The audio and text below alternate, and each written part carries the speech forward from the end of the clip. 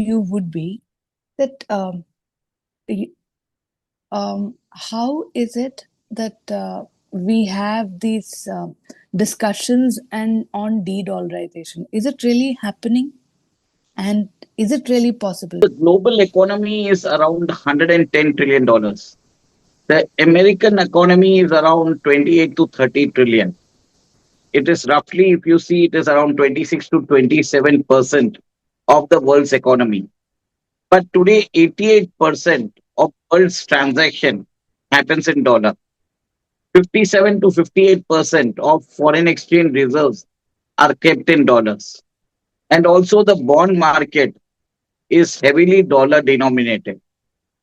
And US Treasury bonds, the demand for US Treasury bonds is increasing as well. Because what you see is the US debt is increasing.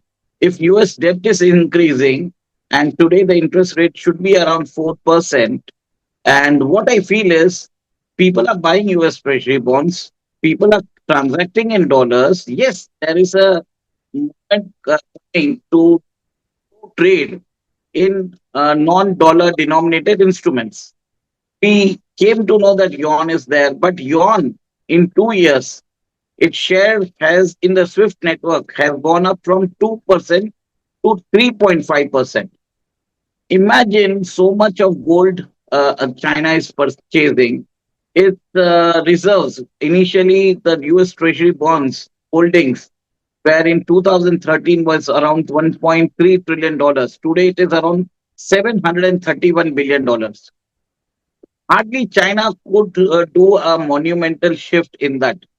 On the contrary, if you see, China's GDP is around 20 trillion, but still the global trade is being carried in dollars predominantly. Yes, there may be talk happening. India is also has gone for internationalization of rupee, but how many accounts have been opened in SRVA, Special Rupee Vostro accounts? 56 accounts, and hardly it is being done 2.5% of the trade. Uh, that also the trade is being done with countries on whom America is sanctioned, something like Iran, Russia, Venezuela, or Afghanistan. So what I believe is de-dollarization is happening bits and bits, but as projected that dollar will fade away into oblivion. I don't think so, because still American dollars is considered to be a safest instrument in spite of central bank buying gold, in spite of everyone trying to bring back their gold, everything. Okay, fine, there's a fear psychosis happening.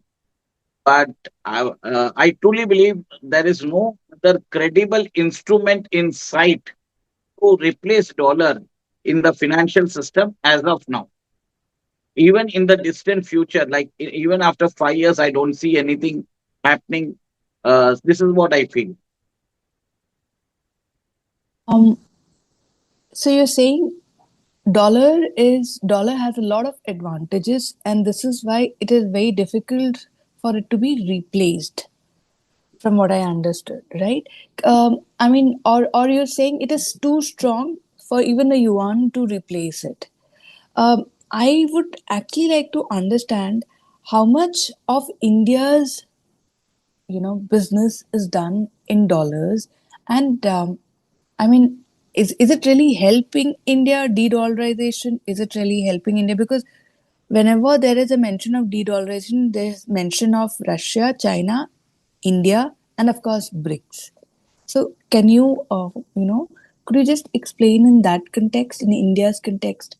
Let me come to three aspects of de-dollarization. First is the remittances which is coming to India. It is around $135 billion last year. India already has its UPI interoperable with 8 countries, the latest being Qatar. And talks are being happening with possibly with Russia and even Japan.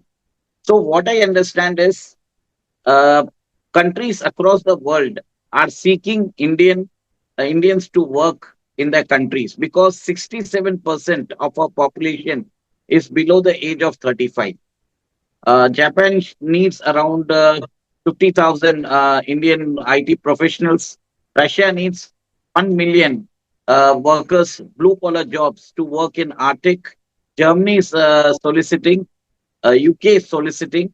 So, what I believe is in the scale of remittances, we will see lot of remittances happening in rupee rather than in dollars because the conversion cost is very high. So, that is the case. Second, with related to trade of SRVA, I can see that America has sanctioned Russia. Hypothetically, if tomorrow America lifts up the sanctions on Russia, on Venezuela or Iran, will those countries continue the present arrangement of trading in local currencies? We know what happened between China and America in the recent APEC summit when they talked about G2. And in a way, Xi Jinping agreed as well. I believe that the day America uplifts the sanctions against Russia, they would go back to dollar. And one more thing, I believe that right now some energy trade is happening in rupee also between India and UAE, but it is very minuscule. It is also because there is lack of alternatives. Like with Iran, we have to do in local currency, trade in local currencies. With Russia, we need to do the trade in local currency. There is no other option. Our trade with Russia is around $75 billion, if I am right. And if you see, even the 0.5% conversion cost, if we save, that is really very substantial. So my belief is this de-dollarization is happening because America has created some systems to punish these countries. And third thing is the bond market. In the BRICS, there was a talk about creating a common currency. Putin, even in the Kazan summit, I remember in 2024, he displayed a specimen note. There is a lot of talk about BRICS being 40% of the world's population. It is around the largest economic bloc, more of resources. But one thing you have to understand that both China and Russia, they need someone to consume things. Okay. Russia has the world's largest food, fuels, and fertilizers. China has the manufacturing capacity. And right now, only the West can actually, and particularly America, can match the equilibrium of what China and Russia collectively offer. So, my belief system is de-dollarization. Things will continue to be stated. Even there was a talk about M-Bridge, if you are aware, where which on a blockchain system, China is experimenting its digital yuan. It's like China is building Belt and Road Initiative projects in Laos, Cambodia, and Indonesia. And most of the projects, uh, the the fare is being transacted in digital yuan.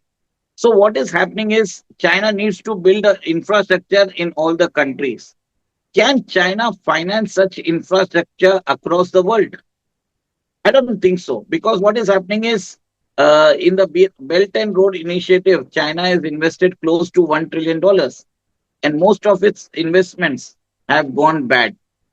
My take is it is going to be very difficult. Yes, what can happen right now is the payment systems of India, China, and Russia may be interlinked for the in the coming 1 or 2 years, in which UPI will be transacting with the Mir payment system or the Chinese CIPS system.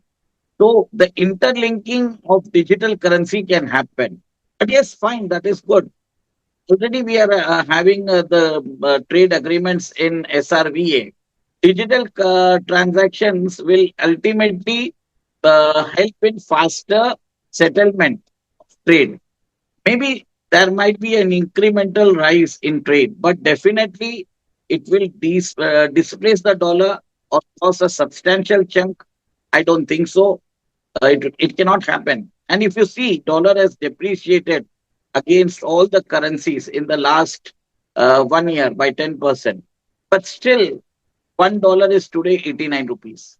Last year, $1 was around 83, 84. It is, in fact, the Indian currency has depreciated more than the dollar.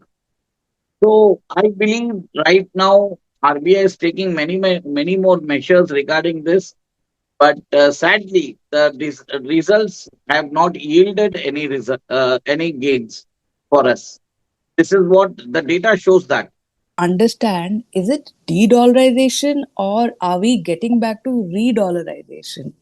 What is the See, real trend then in that case? tough question, because one thing you have to note that around $350 billion of Russian assets have been confiscated by the West, and around 150 to $200 billion private wealth of Russian oligarchs have been confiscated. And if I have to understand, Russia shares a very close bond with America under Trump, because both of them are the Russia follows Orthodox Christianity, and Trump is also favoring Christianity. The faith of both the nations might be the melting point for them to come together. And I do believe that the Ukraine war was started actually in 2022, because we were coming out of COVID. We had that Winter Olympics in Beijing. I remember it got over on February 18th. And 22nd February, we had the war started. If you see that time, the price of crude oil was around $30. Okay. And Russia was supplying gas to Germany and Europe through the Nord Stream gas pipeline. And they had built another Nord Stream gas pipeline too as well. But when the war started, we saw that mysteriously somebody blew up this Nord Stream.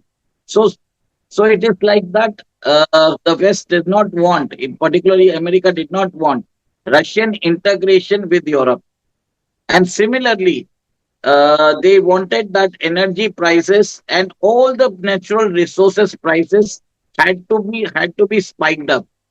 So they wanted to create a supply side uh, disruptions, in which we saw all the natural resources prices have doubled in the past 3 to 4 years. So ultimately, it is the oil producing and exporting countries who are at profit. And the largest oil producing and exporting country today are America and yeah, Saudi comes third. It is like it's a very tight race, but still Russia and America are occupying the top two spots. Another thing, Russia was very much comfortable to export uranium to America. So this is my belief that this was a pre-scripted war, which was done to jack up the energy prices. And America really did not want euro to become strong, because euro was acting in tandem with Chinese yuan. So now what has happened is euro became dependent on American, and China becomes dependent on Russia. And right now Europe is buying shale gas. I think sorry, liquefied petroleum gas in tankers at 3x the price what they used to get from Russia. And similarly, the trade between Russia and China today is around $250 billion. And the energy spike has helped Russia also, in spite of the $350 billion confiscated. They have shown the resilience. They were able to show positive growth, whereas the European economy is under recession.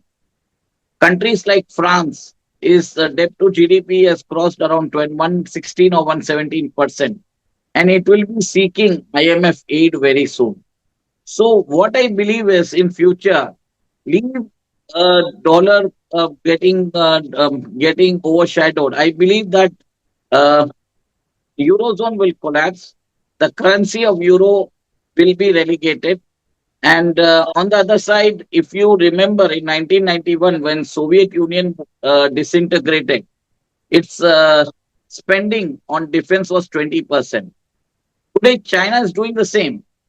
China's defense expenditure is going up because it wants to show the world that it is a rising superpower.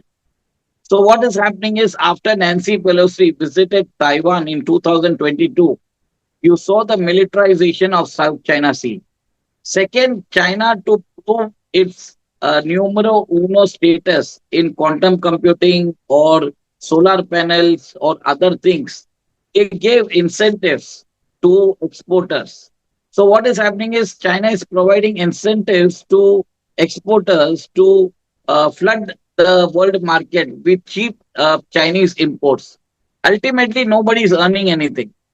So what will happen is this capital subsidy anyway is adding to China's pools of finances. So someday I believe that China will meet the same fate as the Soviet Union. This is what I understand. So all this hype about de-dollarization is just a narrative. It's for academic interest. It's for people to do something, keep the population hooked up. And one more thing, if you see, which is the currency which can replace dollar right now, hypothetically, it is the IMF SDR, special drawing rights. In that SDR also is a basket of currencies, and dollar carries a proportional weight of 41%. And if I I believe the most likely scenario which can happen is reforms in the United Nations, reconstitution of IMF SDR with dirhams, rubles, real, rupee being included with the relative strength of gold holdings. This is, I think, is possible in the near future, where an amicable settlement can be seen happening after prolonged, what you say, a thing where the SWIFT system is being challenged by the Chinese embrace. So somewhere down the line, we will see barriers, trade barriers, and other things.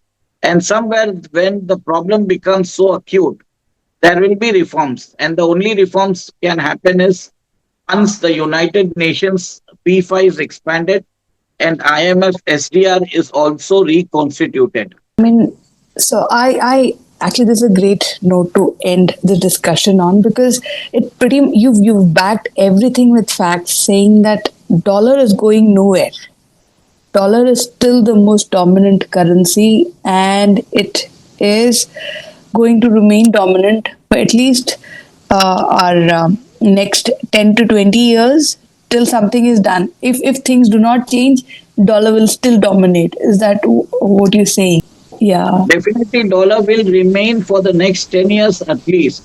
And even That's if central bank digital currency comes, the weightage and proportion of digital dollar will outweigh other currencies.